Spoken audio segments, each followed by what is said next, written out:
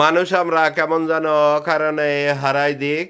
আমি ভালো, আমি সঠিক, ভুল করলেও আমিই ঠিক। প্রিয় দর্শক শ্রোতা ভাই বোন বন্ধুরা, আজ জনদুর্ভোগ নিয়ে ২-৪টি কথা বলব। বিশেষ করে জমি জায়গার বিষয়ে। এই ২০০৯-১০ সালে বিডিএস রেকর্ড হয়েছিল। কুষ্টিয়া জেলার ভেড়ামারা থানার মোকাররমপুর ইউনিয়নের গোলাপনগর মৌজার। তে বাদুরপুরেও হয়েছে। তে এ রেকর্ডে অসংখ্য ভুলভ্রান্তি হয়েছে। একজনের জমি যার জমি নাই পাবে ২ শতক, তার জমিটা পুরাটাই তার নাম দিয়ে দিয়েছে। আবার আছে নামের ভুল, বানান ভুল, বিভিন্ন জমির পরিমাণ কম, অসংখ্য এটা করে গেছে। এখন এটা কিভাবে করেছে আল্লাহ জানে। হ্যাঁ, আল্লাহ জানে আর যারা করেছে তারা জানে। এ এ এ এ এ এ এটা এত পরিমাণ ভুল করেছে, এ ভুলের কোনো সীমা পরিসীমা নাই। অসংখ্য ভুল করেছে। আচ্ছা করে গেছে, আমরা তো জানি না। পরবর্তীতে ২০২০ সাল পর্যন্ত আরএস রেকর্ড অনুযায়ী জমি সব বেচা কেনা হয়েছে, খারিজ হয়েছে। আমাদের জমি আমাদের ভাগ করেছি, দলিল করেছি, সব হয়েছে, সব করেছি। করার পর ২০ সালে হঠাৎ করে বললো যে এই আরএস এর চলবে না, এই বিডিএস অনুযায়ী আবার নতুনভাবে আবার খারিজ করতে হবে। এই লেট হেলা। এখন সরকার একটা ঘোষণা দিলে ওটা তো করাই লাগবে। আবার আবার টাকা খরচ করি এবং অতিরিক্ত টাকা, অনেক টাকা খরচ করি আবার এটা করা হলো। কারণ আছে এ অ করা হয়েছে। আর যে ভুলগিনি আছে, সেই ভুলের সংশোধনের কোনো নাই। বলল অনলাইন হবে, তারপরে কেস করতে হবে। আরে আল্লাহ! কেস করতে হবে। কেস চারটিখানের কথা। জমির কেস এটা কি সহজে শেষ হয়? এই কেস চলতেই থাকে। এই বছরকে বছর। আমার দাদাকে দেখছি, ওই কেস দাদার জীবদ্দশায় শেষ কেস যেতে পারে নাই। ওই জমির পায়ও নাই। যাই হোক, তো এরম এখনো হাজার, হাজার কেস পেন্ডিং আছে। আর এ কেসে পয়সা লাগে।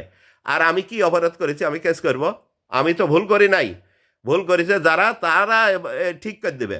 রেকর্ডে ভুল হয়েছে, রেকর্ড সংশোধন করে দেবে। তবেই গাড়িটা হবে। কেস তো চলতেই থাকবে। কেস এখন বয়স হয়ে গেছে ৫০-৬০ বছর। ডায়াবেটিস, হাই প্রেশার, অসুস্থ মানুষ। আর ইনকাম নাই। এখন এই কেস চালাবো কি দি? মাসে মাসে পয়সা লাগবে, উকিলের পয়সা দেওয়া লাগবে। তারপরে সময় দেখা আমার বয়সই শেষ ওই জমির। এখন আমি ঠিক না করে গেলে আমার যে ভবিষ্যৎ প্রজন্ম, তারা তো এসব কিছুই বোঝে না।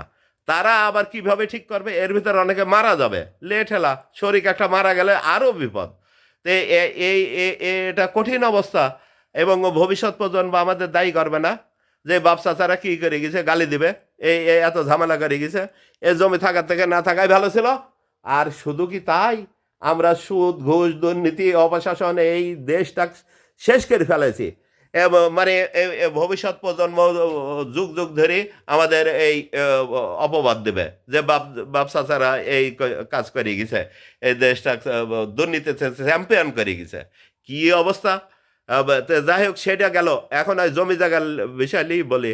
একটা প্রতিটা মানুষের ৪-৫ হাজার টাকার ওষুধ লাগে।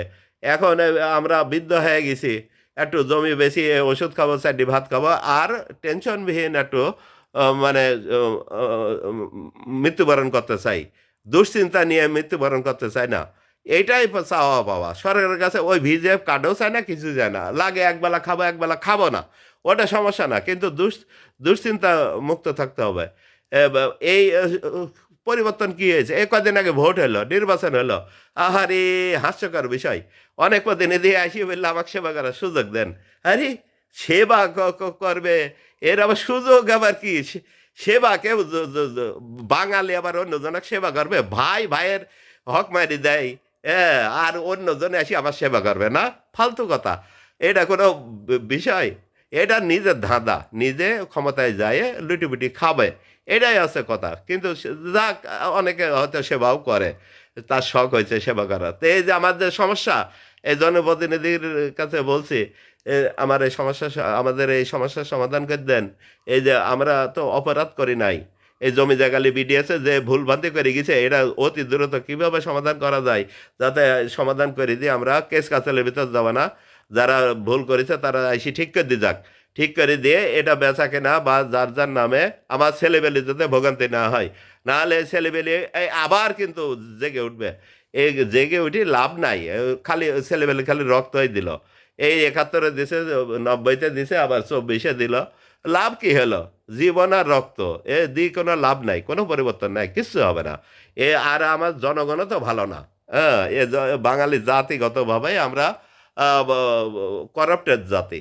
হ্যাঁ, রোজা আইছে, কি সংযম, কি লেবুর হলে ১০০ টাকা, আরে আল্লাহ রে! মানে এটা আবার কি? এটা তো রাষ্ট্র ঘোষণা করে দেয় নাই। তো জনগণ ঠিক করবে কি করে? আমার তো মতে আমি বুঝি না। আমি এই ৫৫ বছরের শাসন আমলে আমি দেখছি এই ফখরুদ্দিন মঈনুদ্দিন এদের শাসন ভালো ছিল। একদম কেউ ওইরকম অন্যায় করতে পারে নাই। হ্যাঁ, কিন্তু সবাই এদের খারাপ বলে কি আমি জানি না। আমার জানা নাই। এই জ্ঞান বুদ্ধি আসলে নাই আমার। হ্যাঁ, আর গণতন্ত্রও বুঝি না। জনগণের বলে সব ক্ষমতার উৎস জনগণ। আরে জনগণের কি ক্ষমতা? এই যে ভোট দিছি, ভোটও এইটা ভোটের অনেকদিন তো ভোটও হয়েছিল না। আর ভোট হলেই কি ভোটের ওই ফলাফল কি 100% বাস্তবায়ন হয়? কাগজ কলম যাদের হাতে, রাষ্ট্রীয় যন্ত্র যাদের হাতে, তারা সবই করবে। আর একদিন ভোট দিই কি, এখন এই যে আমাদের সমস্যা আছে, আমি কি করতে পারবো? কার কাছে যাব? কোথায় যাব? কে আমার কথা শুনবে? কিচ্ছু নাই। তো যাই হোক, তারপরেও এই জনপ্রতিনিধির কাছেই বলছি, তারা এই ব্যাপারটা আমি আমি ভুল বলছি না। অসংখ্য মানুষ এরকম কষ্ট আছে। এটা মানে একটা মানে এই কষ্ট অ অ অ অ এমনি মানুষের দুশ্চিন্তার কারণে স্ট্রোক হচ্ছে। হঠাৎ ভালো মানুষ হঠাৎ করে বা স্ট্রোক করে মারা যাচ্ছে। হ্যাঁ, তে আর অসুখ-বিসুখ ভেজাল তো আছেই। ভেজাল, সব কিছুতে ভেজাল। খাদ্যে ভেজাল, হ্যাঁ, চলাফেরা ভেজাল, সব কিছুতে ভেজাল। ভেজাল আর ভেজাল। তে যদ্দূর পারা যায় এই জমি জায়গার এই ভেজালটা একটু সারিয়ে দিতে হবে। প্রিয় সবার পক্ষ থেকে এই অনুরোধ জানাচ্ছি। সম্মানিত প্রতিনিধি এবং মহোদয় যারা কর্মকর্তা আছে, আজকের ভিডিও এখানে রাখি। আল্লাহ হাফেজ।